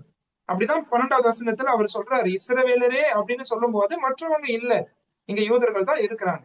அப்ப இஸ்ரவேலர்கள் கூடி வந்திருக்கும் போது ரொம்ப அழகா பழைய ஏற்பாட்டுல இருந்து கிறிஸ்துவை இங்க கொண்டு நிறுத்துறாரு. இடம், பொருள், ஏவல் அறிந்து பிரசங்கிப்பது மிகவும் அவசியம். நம்ம அதை பார்த்துட்டு இருக்கிறோம் ஆரம்பத்துல இருந்தே. அப்ப இந்த யூத ஆடியன்ஸ், யூத மக்கள் கூடி வரும்போது அவங்களுக்கு பழைய ஏற்பாட்டுல இருந்து, ஏன்னா அவங்க அறிந்த பழைய ஏற்பாட்டுல இருந்து எடுத்து பேதுரு கிறிஸ்துவானவரை காண்பித்து இவர் தான் இயேசு, இந்த இயேசு தான் கிறிஸ்து என்பதை அவர்களுக்கு தெளிவாக காண்பிக்கிறார். அதனாலதான் சொல்றாரு, ஆபிரகாம், ஈசாக், யாக்கோபு என்பவர்களுடைய தேவனாகிய நம்முடைய பிதாக்களின் தேவன் தம்முடைய பிள்ளையாகிய இயேசுவை மகிமைப்படுத்தினார். அவரை நீங்கள் ஒப்பு கொடுத்தீர்கள். பிலாத்து அவரை விடுதலையாக்க தீர்மானித்த போது அவனுக்கு முன்பாக அவரை மறுதலித்தீர்கள். பரிசுத்தமும் நீதியும் உள்ளவரை நீங்கள் மறுதலித்து கொலைபாதகனை, யாரு நமக்கு தெரியுது இல்லையா, பரபாஸ், கொலைபாதகனை உங்களுக்காக விடுதலை பண்ண வேண்டும் என்று கேட்டு ஜீவாதிபதியை கொலை செய்தீர்கள். அவரை தேவன் மரித்தோரிலிருந்து எழுப்பினார். அதற்கு நாங்கள் சாட்சிகளாய் இருக்கிறோம். கவனிச்சீங்களா? இப்ப ஆண்டவர் இயேசு கிறிஸ்து உயர்த்தி காமிச்சிட்டு அதுக்கு பிறகுதான் 16வது வசனத்துல சொல்றாரு, அவருடைய நாமத்தை பற்றும் விசுவாசத்தினாலே அவருடைய நாமமே நீங்கள் பார்த்து அறிந்திருக்கிற இவனை பலப்படுத்தினது. அவரால் உண்டாகிய விசுவாசமே உங்கள் எல்லாருக்கும் முன்பாக இந்த சர்வாங்க சுகத்தை இவனுக்கு கொடுத்தது. இந்த வசனங்கள்ல பேதுரு சில விஷயங்களை செய்யறாரு. இந்த பிறவி சப்பானியை சுகப்படுத்தினது ஆண்டவர் இயேசு கிறிஸ்து என்பதை தெளிவாக அவர்களுக்கு காண்பிக்கிறார். சரியா? இந்த சர்வாங்க சுகத்தை கொடுத்தவர் இயேசு. அதுவும் இந்த இயேசு யாரு அப்படின்றத அவங்களுக்கு சொல்லும் போது, நீங்கள் மறுதலித்த அந்த இயேசு அப்படின்னு சொல்றாரு. சரியா? நீங்கள் ஒப்பு கொடுத்த அந்த இயேசு அப்படின்னு சொல்றாரு. நீங்கள் கொலை செய்த அந்த இயேசு அப்படின்னு சொல்றார். இந்த வார்த்தைகள் எல்லாம் பயன்படுத்துறது அவருடைய பாவங்களை ஆவியானவர் சுட்டி காண்பிக்கிறார். இந்த ஆண்டவர் இயேசு கிறிஸ்துவை அவர்கள் நிராகரித்தார்கள். போன வாரத்துல நம்ம சிந்திச்சோம், அவரை நிராகரிக்கிற அந்த அவிசுவாசம் என்கிற பாவம் தான் ஒரு நபரை நரகத்திற்கு கொண்டு செல்லுகிறது, இல்லையா? அதை தெளிவாக போன வாரத்துல நம்ம பார்த்தோம். அப்ப இந்த மக்கள் அவரை நிராகரித்தார்கள். இவர்கள் எதிர்பார்த்த கிறிஸ்துவானவர் அவர்தான், ஆனால் அவரை நிராகரித்தார்கள். இந்த பாவத்தை ஆவியானவர் பேதுரு மூலமாய் அவர்களுக்கு சுட்டி காண்பிக்கிறார். ஆனா இந்த இயேசு யார்? நீங்க நிராகரிச்சிட்டீங்க, அவரை நீங்க நிராகரிச்சிட்டீங்க. ஆனா அவர் யார் அப்படின்னு அவர் சொல்லும் போது சில பதங்களை அவர் பயன்படுத்துறார். நீங்க 13வது வசனத்துல பாத்தீங்கன்னா தேவனுடைய பிள்ளை அப்படின்னு சொல்றார். தேவன் தம்முடைய பிள்ளையை, சரியா? ஆங்கிலத்துல சர்வன்ட் அப்படின்னு இருக்கு. சர்வன்ட்னா தாசன். இதெல்லாம் பழைய ஏற்பாட்டுல மேசியாவுக்கு, கிறிஸ்துவுக்கு பயன்படுத்தப்பட்ட வார்த்தைகள், சொற்பிரயோகங்கள். இதோ என் தாசன், ஞாபகம் இருக்கா உங்களுக்கு? ஏசாயா 42ஆம் அதிகாரம். இதோ என்னுடைய தாசன். அதே போல ஏசாயா அந்த பின் வரக்கூடிய அந்த அதிகாரங்கள் எல்லாம் 53, 54, 52 அந்த தாசன்ற வார்த்தைகள் அடிக்கடி வரும். சரியா? he is the Lord's servant. சரியா? அந்த வார்த்தையெல்லாம் சொல்லும் போது யூத மக்களுக்கு ரொம்ப அப்பீலிங்கா இருந்திருக்கும். என்னப்பா, பழைய ஏற்பாட்டுல இருந்து மேசியாவுக்கு பயன்படுத்தப்பட்ட வார்த்தையெல்லாம் எடுத்து சொல்றாரே இங்க அப்படின்னு அவங்க கவனிச்சிருப்பாங்க. இவர் வேற யாரும் இல்ல, இயேசுதான் தேவனுடைய அந்த தாசன் அப்படின்றத சொல்றாரு. அந்த வார்த்தையை அங்க பயன்படுத்துறாரு. ஒருவேளை தமிழ்ல அது பிள்ளை அப்படின்னு அந்த இடத்துல வந்தாலும் அதனுடைய மூல பாஷை இந்த தாசன்ற வார்த்தை. அவருடைய வேலைக்காரன், அவருடைய தாசன், ஹிஸ் சர்வன்ட். அதை நம்ம அங்க பாக்குறோம். அடுத்தது இன்னொரு வார்த்தையை பயன்படுத்துறாரு 14வது வசனத்துல, பரிசுத்தமும் நீதியும் உள்ளவரை. அதை கவனிச்சீங்களா? பரிசுத்தம் நீதியும் உள்ளவர். he is the holy and the righteous one. பரிசுத்தம் நீதியும் உள்ள அந்த கிறிஸ்து யாருன்னா அவர் தான் இயேசு. அது மட்டுமல்ல, அதுக்கு பிறகு 15வது வசனத்துல ஜீவாதிபதி அப்படின்னு சொல்றார். Is a prince of life. ஜீவாதிபதியை நீங்கள் கொலை செய்தீர்கள். நீங்க கொலை செய்தது யாருன்னா உங்களுக்கு ஜீவன் கொடுத்தவர் அப்படின்னு சொல்றார். அவர் தான் ஜீவன் உருவாகிறதற்கு காரணம். அவர் தான் ஜீவனுக்கே அதிபதி. இந்த ஜீவாதிபதியை தான் நீங்க கொலை செய்தீர்கள் அப்படின்னு சொல்றார். இந்த பதங்கள் எல்லாம் பயன்படுத்துறாரு யாருக்குன்னா ஆண்டவராகிய இயேசு கிறிஸ்துவுக்கு, இல்லையா? ஆண்டவராகிய இயேசு கிறிஸ்து யார் என்பதை மிக தெளிவாக தெளிவாக இங்க பேதுரு பிரசங்கிக்கிறார். இயேசு என்பவர் பழைய ஏற்பாட்டுல குறிப்பிடப்பட்டிருக்கிற தேவனுடைய தாசன், கர்த்தருடைய தாசன். அதே போல இந்த இயேசுவானவர் பழைய ஏற்பாட்டுல குறிப்பிடப்பட்டிருக்கிற பரிசுத்தமும் நீதியும் உள்ளவர். அதே போல இந்த இயேசுவானவர் அவர் ஜீவாதிபதி. சரியா? இந்த பதங்கள் எல்லாம் அவர் இயேசுவுக்கு பயன்படுத்தி இந்த கர்த்தராகிய இயேசு கிறிஸ்துவை அவர் உயர்த்தி காண்பிக்கிறார். இப்பேற்பட்ட கர்த்தராகிய இயேசு கிறிஸ்துவை தான் நீங்க என்ன பண்ணீங்க? சிலுவையில் அறிந்து அவரை கொலை செய்தீர்கள். ஆனால் தேவன் அவரை என்ன செய்தார்? மரித்தோரிலிருந்து எழுப்பினார். இந்த வார்த்தைகள் எல்லாம் ஏற்கனவே பேதுரு 2ஆம் அதிகாரத்துல சொன்னது நமக்கு ஞாபகம் இருக்கும். அவருடைய மரணம், உயிர்த்தெழுதல் எல்லாவற்றுக்கும் பழைய ஏற்பாட்டுல இருந்து வசனங்கள் எடுத்து காண்பித்தார். ஏன்னா இயேசு கிறிஸ்துவினுடைய மரணம், உயிர்த்தெழுதல் எல்லாம் பழைய ஏற்பாட்டுல குறிப்பிடப்பட்டிருக்கிறது. அதனால தேவன் அவரை உயிரோடு எழுப்பினார். இன்றைக்கும் அவர் ஜீவித்துக் கொண்டு இருக்கிறார். இந்த ஜீவாதிபதி அவர் தான், இந்த தேவன் தான் மனிதனாய் வந்தார். நீங்கள் சிலுவையில் அறிந்தீர்கள், ஆனால் அவர் உயிரோடு கூட எழுந்தவர் அப்படின்றத காண்பிக்கிறார். அப்பேற்பட்ட ஆண்டவர் இயேசு கிறிஸ்து தான் இந்த சுகத்தை தருகிறவர். பிரியமானவர்களே, நமக்கு ரட்சிப்பை இந்த பூமியில ஒருவர் கொடுக்க முடியும் என்று சொன்னால் கர்த்தராகிய இயேசு கிறிஸ்து மட்டும்தான். 4ஆம் அதிகாரத்துல 12வது வசனத்துல பேதுரு சொல்லுவார், இல்லையா? வானத்தின் கீழே பூமியிலே மனிதர்களுக்குள்ளே நாம் ரட்சிக்கப்படுவதற்கு இயேசு கிறிஸ்து நாமம் அல்லாத வேறு ஒரு நாமம் கட்டளையிடப்படவில்லை. ஆண்டவர் இயேசு கிறிஸ்து ஒருவரால் மட்டுமே ஒரு மனிதன் ரட்சிக்கப்பட முடியும். ஆண்டவர் இயேசு கிறிஸ்து ஒருவர் தான் இந்த பூமியிலே கன்னி மரியாளுடைய கர்ப்பத்திலே பரிசுத்தமாய் பிறந்து பரிசுத்தமாகவே 33 ஆண்டு காலம் இந்த பூமியில ஜீவித்து பரிசுத்தமான தன்னுடைய ரத்தத்தை கல்வாரி சிலுவையிலே நம்முடைய பாவ பிராயச்சித்தத்துக்காக அவர் சிந்தி அவர் ஜீவனையை கொடுத்தார். 3ஆம் நாள் உயிரோடு கூட எழுந்தார். இந்த ஆண்டவர் இயேசு கிறிஸ்து ஏன் சிலுவைக்கு சென்று அவருடைய ஜீவனை கொடுக்க வேண்டும் என்றால், தேவனை விட்டு பிரிந்து காணப்பட்ட நம்முடைய பாவத்தை ஆண்டவர் மன்னிக்க, நம்முடைய பாவங்கள் மன்னிக்கப்பட்டு தேவனோடு நமக்கு உறவு கிடைக்க வேண்டும் என்பதற்காக தான் ஆண்டவர் இயேசு கிறிஸ்து சிலுவைக்கு சென்றார். உங்களை ரட்சிக்க எந்த ஒரு மதத்துக்கும் சக்தி இல்லை, எந்த ஒரு மனிதனுக்கும் சக்தி இல்லை, எந்த ஒரு கோட்பாடுக்கும் சக்தி இல்லை. ஆனா ஆண்டவர் இயேசு கிறிஸ்து ஒருவருக்கு தான் அந்த சக்தி உண்டு. ஆண்டவர் இயேசு கிறிஸ்து ஒருவருக்கு தான் நம்முடைய பாவங்களை மன்னிக்க அதிகாரம் உண்டு. இந்த பூமியிலே நம்முடைய பாவங்களை மன்னிக்க மனுஷகுமாரனுக்கு அதிகாரம் உண்டு. இந்த ஆண்டவர் இயேசு கிறிஸ்துவை நீங்கள் விசுவாசித்து ஏற்றுக்கொள்ளும் போது ரட்சிக்கப்படுகிறீர்கள். சர்வாங்க சுகம் அது நம்முடைய ஆத்துமாவிலே கிடைக்கிறது இல்லையா? நம்முடைய சரீரத்திலே சில தேவைகள் ஒருவேளை மனிதர்கள் அந்த தேவைகளை சந்திக்கலாம். ஆனா உங்களுடைய ஆத்துமாவில இருக்கிற பாவக்கரையை போக்க, உங்களுக்கு பரலோக வாழ்க்கையை தர, தெய்வ உறவை தர, உண்மையான சந்தோஷத்தை தர ஆண்டவர் இயேசு கிறிஸ்து ஒருவர் தான் வழியாய் இருக்கிறார். அந்த ஆண்டவர் இயேசு கிறிஸ்துவை நீங்கள் ஏற்றுக்கொள்ளும் போதுதான் உண்மையாகவே ரட்சிக்கப்படுகிறீர்கள். தெய்வ உறவுக்குள் நீங்கள் கொண்டு வரப்படுது. இந்த சப்பானிக்கு கிடைத்த அந்த மிகப்பெரிய ஸ்லாக்கியத்தை பாருங்க. 40 வருஷமா அவன் ஏங்கி கொண்டு இருந்தான், தேவாலயத்துக்குள்ள போக ஏங்கினான். ஆனா இங்க ஆண்டவர் என்ன செய்யறாருன்னா, தேவனோடு அவனை இணைக்கிறார். எவ்வளவு அருமையா இருக்கு இல்லையா? தேவாலயத்துக்குள்ள போறவங்க எல்லாமே தேவனோடு இணைக்கப்படுறது கிடையாது. ஆனா இவனுக்கு கிடைச்ச ஸ்லாக்கியம் கர்த்தரோடு உள்ள அந்த உறவு, இவனுடைய பாவங்கள் மன்னிக்கப்படுற அந்த நிலை, எப்படிப்பட்ட நிலையா மாத்துறாரு பாருங்க. தேவாலயத்துக்குள்ள போக முடியாதவன உள்ள போக வச்சுட்டாரு இல்லையா? பிறவி சப்பானியா நடக்க முடியாத இருந்தவனை இப்ப நடக்க வச்சுட்டாரு. சமுதாயத்தால் ஏற்றுக்கொள்ளப்படாதவனை இப்ப ஏற்றுக்கொள்ளக்கூடிய நிலைமையில ஆக்கிட்டார். எல்லாவற்றை விட மேலாக அவனை ரட்சிக்கப்பட செய்தார். ஆண்டவர் இயேசு கிறிஸ்து மூலமாய் சர்வாங்க சுகத்தை அவன் பெற்றுக்கொள்ளக்கூடியவனாய் இருந்தான்.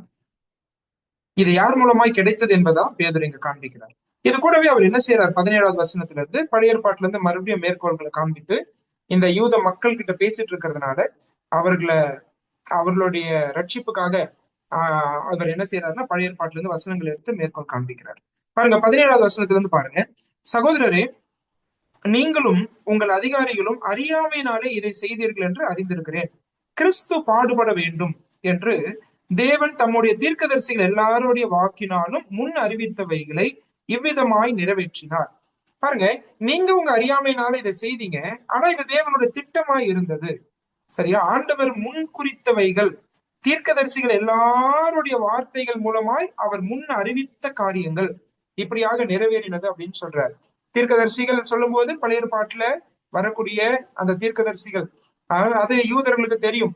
அதனால தீர்க்கதரிசிகளுடைய வார்த்தைகள் இந்த ஆண்டவர் இயேசு கிறிஸ்துவை பற்றி சொல்லியிருக்கிறாங்க, அவருடைய மரணத்தை குறித்து சொல்லியிருக்கிறாங்க. இதுதான் தேவனுடைய திட்டம் அப்படின்றத மிக அழகா இங்க காண்பிக்கிறார். 19வது வசனம் பாருங்க. ஆனபடியினாலே கர்த்தருடைய சன்னிதானத்தில இருந்து இளைப்பாறுதலின் காலங்கள் வரும்படிக்கும் முன்னே குறிக்கப்பட்ட இயேசு கிறிஸ்துவை அவர் உங்களிடத்தில் அனுப்பும்படிக்கும் உங்கள் பாவங்கள் நிவர்த்தி செய்யப்படும் பொருட்டு நீங்கள் மனம் திரும்பி குணப்படுங்கள். கவனிச்சீங்களா? இங்க சில விஷயங்களை நம்ம கவனிக்கணும். ஒரு நபர் இங்க மனம் திரும்பும் போது, ஆண்டவர் இயேசு கிறிஸ்துவை விசுவாசித்து ஏற்றுக்கொள்ளும் போது அவர் ரட்சிக்கப்படுகிறார். அவருடைய பாவங்கள் நிவர்த்தி செய்யப்படுகிறது 20வது வசனத்துல. ஆனா 19வது வசனத்துல இளைப்பாறுதலின் காலங்கள் வரும்படிக்கு அப்படின்னு சொல்லுவது அவங்க எதிர்பார்த்து கொண்டிருக்கிற அந்த ராஜ்யம். அதாவது நம்முடைய பார்வையில இருந்து சொல்லணும்னா 1000 வருட அரசாட்சி. யூதர்கள் 2 விதத்துல நம்ம பார்க்கணும். அவங்க தனிப்பட்ட நபர்களாய் ஆண்டவர் இயேசு கிறிஸ்துவை ஏற்றுக்கொள்ளும் போது அவங்க ரட்சிக்கப்படுறாங்க, அவங்களுடைய பாவங்கள் நிவர்த்தி செய்யப்படுகிறது. இங்கும் அது நடந்தது. அநேக யூதர்கள் இங்க ரட்சிக்கப்படுறாங்க. ஆனா அதே சமயம் யூத நாட்டினராய் அவர்களை பார்க்க வேண்டும். யூத நாடாய், யூத தேசமாய் அவர்கள் இயேசு கிறிஸ்துவை மறுதலித்திருக்கிறார்கள், நிராகரித்திருக்கிறார்கள். இந்த இயேசுவே எங்களுக்கு வேண்டாம் என்று சொன்னார்கள். இவருடைய இரத்தப்பழி எங்கள் மேலே, எங்க பிள்ளைகள் மேலே வரட்டும்னு சொன்னாங்க.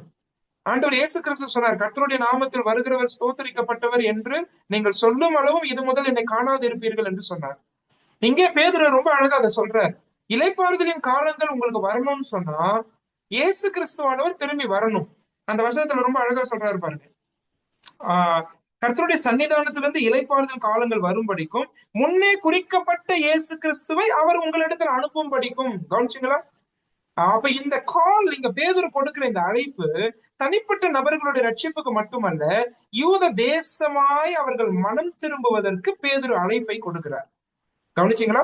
யூத தேசமாய் யூத நாடாய் இயேசு கிறிஸ்துவை வேண்டாம் என்று புறக்கணித்தார்கள். அதனாலே அவர்கள் எதிர்பார்த்து கொண்டிருந்த ராஜ்யம் இன்றைக்கு வரைக்கும் அவங்க அனுபவிக்க முடியாம இருக்கிறாங்க.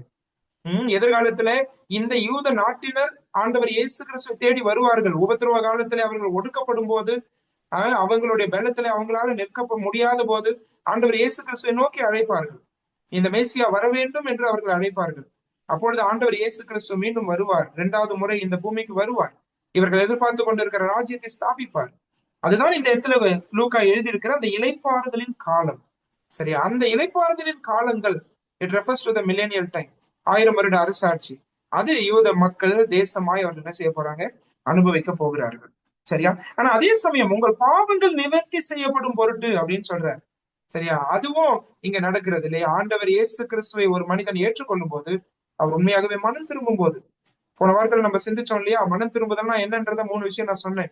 தேவனை குறித்த மனதின் மாற்றம், என்னை குறித்த உணர்வு மனதின் மாற்றம், அடுத்தது பாவம்னா என்ன அப்படின்றதுல வரக்கூடிய அந்த உணர்வு, மனதின் மாற்றம். இது 3த்திலும் change of my mind and heart, change of my mind about who God is, about who I am and what sin is. இந்த 3 விஷயத்தையும் இதுல வரக்கூடிய மாற்றம் தான் மனம் திரும்புதல். அந்த மனம் திரும்புதல் நடக்கும்போது இவங்களுக்கு என்ன கிடைக்குதுன்னா பாவ நிவர்த்தி கிடைக்கிறது. சரியா? இன்றைக்கும் தனிப்பட்ட யூத மக்கள் ஆண்டவர் இயேசு கிறிஸ்துவை விசுவாசித்து ஏற்றுக்கொள்ளும் போது, அவங்க மனம் திரும்பும் போது அவர்கள் ரட்சிக்கப்படுகிறார்கள், திருச்சபையில் இணைக்கப்படுகிறார்கள். ஆனா யூத நாட்டினராய் எப்பொழுது அவர்கள் ஆண்டவரை ஏற்றுக்கொள்ளுகிறார்களோ, எப்பொழுது இந்த இயேசு கிறிஸ்துவை அவர்கள் ஏற்றுக்கொள்ளுகிறார்களோ, அப்பொழுதுதான் அவர் மீண்டும் வருவார். இவர்கள் எதிர்பார்த்து கொண்டிருக்கிற ராஜ்யத்தை அவர் ஸ்தாபிப்பார். 21வது வசனத்துல இன்னும் கொஞ்சம் அதை தெளிவு பண்றாரு. 21வது வசனம் பாருங்க. உலக தோற்றம் முதல் தேவன் தம்முடைய பரிசுத்த தீர்க்கதரிசிகள் எல்லாருடைய வாக்கினாலும் உரைத்தவைகள் எல்லாம் நிறைவேறி தீரும் காலங்கள் வரும் அளவும் பரலோகம் அவரை ஏற்றுக்கொள்ள வேண்டும். மறுபடியும் இந்த இடத்துல இதெல்லாம் நிறைவேறி தீர்ந்து அந்த காலங்கள் வர வேண்டும். டைம்ஸ் ஆஃப் ரெஃப்ரெஷிங், அந்த தீரும் காலங்கள் அப்படின்னு சொல்லுவது மறுபடியும் it refers to the millennium. அவங்க எதிர்பார்த்து கொண்டிருக்கிற அந்த ராஜ்யம், அந்த காலங்கள் வர வரைக்கும் அவரை பரலோகம் ஏற்றுக்கொள்ள வேண்டும் அப்படின்னு பேதுரு ரொம்ப அழகா சொல்றார். இதுல அவருடைய பரமேறுதலையும், அவர் இப்பொழுது அங்கே பிதாவினுடைய வலது பார்சத்தில் இருக்கிறார் என்பதையும் கூட இதுல ஊர்ஜிதப்படுத்துறார். இந்த இயேசுவை நீங்க சிலுவையில் அறிஞ்சிங்க, தேவன் அவரை உயிரோடு எழுப்பினார், அவர் பரமேறி போயிருக்கிறார், மீண்டும் அவர் திரும்பி வருவார், நீங்கள் மனம் திரும்ப வேண்டும் என்று சொல்லி மிக அழகாக இந்த காரியங்களை அவர்களுக்கு எடுத்து சொல்றாரு. சரி, இதை யாரெல்லாம் பழைய ஏற்பாட்டுல சொன்னாங்க அப்படின்றதையும் அவர் வரிசையா சொல்றாரு. 22வது வசனத்துல மோசேல இருந்து ஆரம்பிக்கிறார். மோசே பிதாக்களை நோக்கி அந்த உபாகமம் புஸ்தகத்துல இருக்கக்கூடிய வசனத்தை எடுத்து இங்க மேற்கோள் காண்பிக்கிறார். உங்கள் தேவனாகிய கர்த்தர் என்னை போல ஒரு தீர்க்கதரிசியை உங்களுக்காக உங்கள் சகோதரரிலிருந்து எழும்ப பண்ணுவார். அவர் உங்களுக்கு சொல்லும் எல்லாவற்றிலும் அவருக்கு செவி கொடுப்பீர்களாக. மோசே இதை சொன்னார் இல்லையா உபாகமம் புஸ்தகத்துல? அந்த தீர்க்கதரிசியானவர் இந்த கர்த்தராகிய இயேசு கிறிஸ்து என்பதை அவர் தெளிவாய் காண்பிக்கிறார். யூதர்கள் மத்தியில் அந்த எதிர்பார்ப்பு இருந்தது இல்லையா? யோவான் சுவிசேஷம் எல்லாம் படிக்கும் போது தீர்க்கதரிசியானவர் யோவான் ஸ்நானகனை கூட அப்படி கேட்டாங்க இல்லையா? நீ என்ன தீர்க்கதரிசியா அப்படின்னு கேட்டாங்க. யூத மக்களுக்கு அந்த எதிர்பார்ப்பு இருந்தது. ஒரு முறை அந்த 5 அப்பம் 2 மீன்களை வைத்து ஆண்டவர் அந்த அற்புதத்தை செய்த பிறகும் கூட அவர்கள் அப்படிதான் ஆண்டவர் இயேசு கிறிஸ்துவை அவங்க பாக்குறாங்க இல்லையா? அதனாலதான் அவர்கிட்ட ஓடி வராங்க. அதெல்லாம் நம்ம புரிஞ்சுக்க முடியுது. அப்ப அந்த தீர்க்கதரிசியானவர் அப்படின்னு அந்த உபாகம புஸ்தகத்துல மோசே சொல்லி இருக்கிறது மேசியாவுக்கு தான் பொருந்தக்கூடியது என்பதை நாம சுவிசேஷங்கள் மூலமாவே புரிஞ்சுக்கிறோம். அதனாலதான் யூதர்களுக்கு அந்த எதிர்பார்ப்பு இருந்தது. எங்களுடைய மேசியா எப்பொழுது வருவார், எங்களுடைய கிறிஸ்துவானவர் எப்பொழுது வருவார் அப்படின்ற அந்த எதிர்பார்ப்பு இருந்தது. இங்க பேதுரு கொண்டு வந்து தெளிவுபடுத்துற விஷயம் என்னன்னா, அந்த தீர்க்கதரிசியானவர் வேற யாரும் இல்ல, நீங்க சிலுவையில் அறைந்து 3ஆம் நாள் உயிர் தெழுந்தாரு, இந்த இயேசுதான் இந்த தீர்க்கதரிசியானவர். சரியா? அதை இந்த இடத்துல ரொம்ப அழகா இங்க காண்பிக்கிறார். இது யூத மக்கள் எல்லாம் கவனிச்சிட்டு இருக்கிறாங்க. அவங்க ஏற்கனவே எதிர்பார்த்து கொண்டு இருக்கிற அந்த தீர்க்கதரிசியானவர், அது மோசே சொன்ன அதே தீர்க்கதரிசியானவர் இந்த இயேசுதான் என்பதை அவருக்கு காண்பிக்கிறார். தொடர்ந்து பாருங்க 23வது வசனத்துல இருந்து, அந்த தீர்க்கதரிசியின் சொல் கேளாதவன் எவனோ அவன் ஜனத்தாரில் இராதபடிக்கு நிர்மூலம் ஆக்கப்படுவான் என்றான். 24வது வசனத்துல சாமுவேல்ல இருந்து ஆரம்பிக்கிறார். சாமுவேல் முதற்கொண்டு எத்தனை பேர் தீர்க்க தரிசனம் உரைத்தார்களோ அத்தனை பேரும் இந்த நாட்களை முன் அறிவித்தார்கள். இப்ப சாமுவேல்லாம் எடுத்துக்கும் போது ரொம்ப தெள்ள தெளிவா மேசியாவை குறித்து தீர்க்கதரிசனம் சொல்லியிருக்கிறாருன்னு நம்ம சொல்ல முடியாது. ஆனா தாவீதை குறித்த விஷயங்கள் சரியா, அந்த தாவீது ஒரு நிழலா எடுத்துக்கும் போது அநேக காரியங்கள் கிறிஸ்துவை நிஜமாக கிறிஸ்துவை சுட்டி காண்பிக்கிற பல பதங்கள் சாமுவேல் பயன்படுத்தி இருக்கிறார். அதே போல தாவீத நிழலா வச்சு கிறிஸ்துவ வந்து வேதம் நமக்கு காண்பிக்கிறது பல இடங்கள்ல. இப்ப அப்படிப்பட்ட நிலைமையில சாமுவேல் மட்டுமல்ல, பழைய ஏற்பாடு தீர்க்கதரிசிகள் எல்லாருமே இந்த ஆண்டவர் இயேசு கிறிஸ்துவை குறித்து இந்த நாட்களை குறித்து அவர்கள் முன் அறிவித்திருக்கிறார்கள் என்று சொல்லி அவர் சொல்றாரு. எந்த நாட்கள் நம்ம வாசிச்சோம் இல்லையா, அந்த மில்லேனியல் டைம், அதாவது கர்த்தருடைய சன்னிதானத்திலிருந்து வரக்கூடிய அந்த இளைப்பாறுதலின் காலங்கள். பழைய ஏற்பாட்டுல ராஜ்யத்தை குறித்து நிறைய நம்ம படிக்கிறோம். ஆண்டவர் இயேசு கிறிஸ்துடைய இரண்டாம் வருகையை குறித்து, ராஜ்யத்தை குறித்து நம்ம நிறைய படிக்கிறோம். அந்த ராஜ்யத்தை குறித்து நிறைய இந்த தீர்க்கதரிசிகள் சொல்லியிருக்கிறாங்க அப்படின்றத எடுத்து இங்க பேதுரு காண்பிக்கிறார். 25, 26 வசனங்கள் பாருங்க. நீங்கள் அந்த தீர்க்கதரிசிகளுக்கு புத்திரராய் இருக்கிறீர்கள். உன் சந்ததியினாலே பூமியில் உள்ள வம்சங்கள் எல்லாம் ஆசீர்வதிக்கப்படும் என்று தேவன் ஆபிரகாமுக்கு சொல்லி நம்முடைய முன்னோர்களுடைய பண்ணின உடன்படிக்கைக்கும் புத்திரராய் இருக்கிறீர்கள். அவர் உங்கள் எல்லாரையும் உங்கள் பொல்லாங்கிலிருந்து விலக்கி உங்களை ஆசீர்வதிக்கும்படி தேவன் தம்முடைய பிள்ளையாகிய இயேசுவை எழுப்பி முதலாவது உங்களிடத்திற்கே அவரை அனுப்பினார். இது நமக்கு தெரியும். இந்த இடத்துல நம்ம படிக்கும் போது தீர்க்கதரிசிகளுக்கு நீங்கள் புத்திரர், அதே போல ஆபிரகாமுக்கு அவர் தேவன் பண்ணின உடன்படிக்கைக்கு நீங்கள் புத்திரர் அப்படின்னு சொல்லும் போது அந்த சரீர ரீதியான அந்த உறவை காண்பிக்கிறது. இவங்க உடன்படிக்கை தேசமாய் இஸ்ரவேல் மக்கள் இருந்தார்கள். சரீர பிரகாரமாய் இவர்கள் ஆபிரகாமுடைய சந்ததியிலிருந்து அவனுடைய வித்திலிருந்து வரக்கூடிய மக்களாய் இருந்தார்கள். முதலாவது உங்களுக்கு தான் இந்த ஆசீர்வாதத்தை தேவன் கொடுக்கிறார் அப்படின்றத ரொம்ப அழகா காண்பிக்கிறார். ஏன்னா யூதர்கள் முதலாவது ரட்சிக்கப்பட வேண்டும் என்பது தேவனுடைய திட்டம். அவங்க தேவனால் ஆசீர்வதிக்கப்பட வேண்டும் இல்லையா? அந்த தேவனால் ஆசீர்வதிக்கப்படுகிற இந்த யூத மக்கள் மூலமாய் தேவனை உலகத்தில் இருக்கக்கூடிய எல்லாருமே அறிந்து கொள்ள வேண்டும் என்பது தேவனுடைய திட்டமாய் இருக்கிறது. அதனாலதான் இந்த இடத்துல அதை சொல்றார். அவர் உங்க எல்லாரையும் உங்கள் பொல்லாங்கில இருந்து விலக்கி உங்களை ஆசீர்வதிக்கும்படி தேவன் தம்முடைய பிள்ளையாக இயேசுவை எழுப்பி முதலாவது உங்களிடத்திற்கு அவரை அனுப்பினார். ஒருவேளை யூத மக்களை வச்சு பார்க்கும்போது இது அவங்களுக்கு பெரிய ஆசீர்வாதம். ஆண்டவர் அந்த தேசத்தை தெரிந்தெடுத்து அதன் மூலமாய் தம்மை வெளிப்படுத்துகிறார். அந்த ஆசீர்வாதம் உலகமெங்கும் பரம்பி செல்ல வேண்டும் என்பது ஆண்டவருடைய விருப்பம். அது யூதர்கள் மூலமாய் போக வேண்டும் என்று அவர் வைத்திருந்தார். ஆனா இன்னைக்கு நம்ம சிந்திக்கும் போது ஒருவேளை இவங்களுக்கு இலைப்பாறுதலின் காலங்கள் பின்பு வரக்கூடியதா இருக்கிறது. அதே போல இவங்க ஆசீர்வதிக்கிறதுனால மற்றவங்களும் இந்த தேவனை அறிந்து கொள்றாங்க. இது எல்லாமே நம்ம வாழ்க்கைக்கும் நம்ம அப்ளை பண்ண முடியும். இன்னைக்கு நம்முடைய ஒவ்வொரு நபரும் ஆண்டவர் இயேசு கிறிஸ்துவுக்குள்ள வரும்போது நாமளும் அந்த இலைப்பாறுதலை அனுபவிக்கக்கூடியவர்களா இருக்கிறோம். ஒருவேளை இந்த இடத்துல சொல்லப்பட்டது பின்பு வரக்கூடிய ராஜ்யமா இருந்தாலும் நம்முடைய தனிப்பட்ட வாழ்க்கையில எபிரேயர் 3ஆம் அதிகாரத்தை அந்த எழுத்தாளர் சொல்றார், விசுவாசித்தவர்களாகிய நாமும் அந்த இலைப்பாறுதல் பிரவேசிக்கிறோம். ஆண்டவர் இயேசு கிறிஸ்து சொல்றார், நான் உங்களுக்கு ஜீவன் உண்டாயிருக்கும், அது பரிபூர்ணப்படவும் வந்தேன் இல்லையா? அந்த பரிபூர்ண ஜீவன் ஆண்டவர் வாக்குத்தத்தம் பண்ணியிருக்கிற இலைப்பாறுதல் நாம பெற்றுக்கொண்டிருக்கிற சந்தோஷமான கிறிஸ்தவ வாழ்க்கை, நாம பெற்றுக்கொண்டிருக்கிற தெய்வ உறவு. சரியா? இந்த இலைப்பாறுதலில் நாம தொடர்ந்து நீடித்திருப்பது அவசியம். கிறிஸ்துவை எவ்வளமாய் ஏற்றுக்கொண்டோமோ அப்படியே அவரிலே நிலைத்திருப்பது அவசியம். அவரோடு உள்ள உறவில பலப்படுவது அவசியம். இந்த இலைப்பாறுதலை அனுபவித்து வாழ வேண்டும் என்று கர்த்தர் விரும்புகிறார். கர்த்தர் கொடுத்திருக்கிற அந்த பரிபூர்ண ஜீவனை ஒவ்வொரு நாளும் நாம அனுபவிக்கும் போது நாம் பெற்றுக்கொண்ட இந்த ஆசீர்வாதங்கள் நம் மூலமாய் மற்றவர்களுக்கும் அது செல்லும். நீங்க இந்த கிறிஸ்தவ வாழ்க்கைய அனுபவிச்சு ஆண்டவரை அனுபவித்து அவரோட உறவுல பலப்பட்டு அவரை நேசித்து வாழும்போது உங்க மூலமாய் அநேகர் இந்த கிறிஸ்துவை அறிந்து கொள்கிறார்கள், அவர்களும் ஆசீர்வதிக்கப்படுகிறார்கள். இந்த அதிகாரத்துல இருந்து இப்படிப்பட்ட சில நடைமுறை பாடங்களும் நம்ம கற்றுக்கொள்ளுகிறோம். பேதுரு இந்த பிரசங்கத்தின் மூலமாய் யூத மக்களிடத்தில் பேசும்போது இயேசுவை மறுபடியும் உயர்த்தி காண்பித்து பழைய ஏற்பாட்டிலே வாக்குத்தத்தம் பண்ணப்பட்ட தேவனுடைய பிள்ளை, பரிசுத்தமும் நீதியும் உள்ளவர், ஜீவாதிபதி, பழைய ஏற்பாடு தீர்க்கதரிசிகள் எல்லாரும் முன் அறிவித்தவர் இவர்தான் என்று சொல்லி இவரை நீங்கள் சிலுவையில் அறிந்து விட்டீர்கள் என்கிற பாவத்தை கண்டித்து உணர்த்தி அவர்கள் மனம் திரும்ப வேண்டும் என்கிற அவசியத்தை தேவன் அவர்களுக்கு வெளிப்படுத்துகிறார். பிரியமானவர்களே, ரட்சிக்கப்படாத நிலைமையில ஒருவேளை யாராவது நீங்க அதை கேட்டுட்டு இருப்பீங்கன்னா ஆண்டவர் இயேசு கிறிஸ்துவை நீங்களும் விசுவாசித்து ஏற்றுக்கொள்ளுங்கள், மனம் திரும்புங்கள். ஆண்டவர் உங்களை ஆசீர்வதிப்பார்.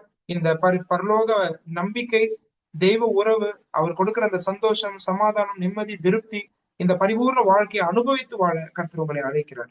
நீங்க மட்டும் ஆசீர்வதிக்கப்படுறது இல்லை, உங்க மூலமா மற்றவர்களும் இந்த ஆண்டவரை அறிந்து அவர்களும் ஆசீர்வதிக்கப்படுவார்கள். இந்த அதிகாரத்தினோட இந்த வசனத்தோட நான் நிறுத்துறேன். பின்னாடி நம்ம வரும்போது தொடர்ந்து நம்ம 4ஆம் அதிகாரத்துல நம்ம படிக்கிறோம். தேவனுடைய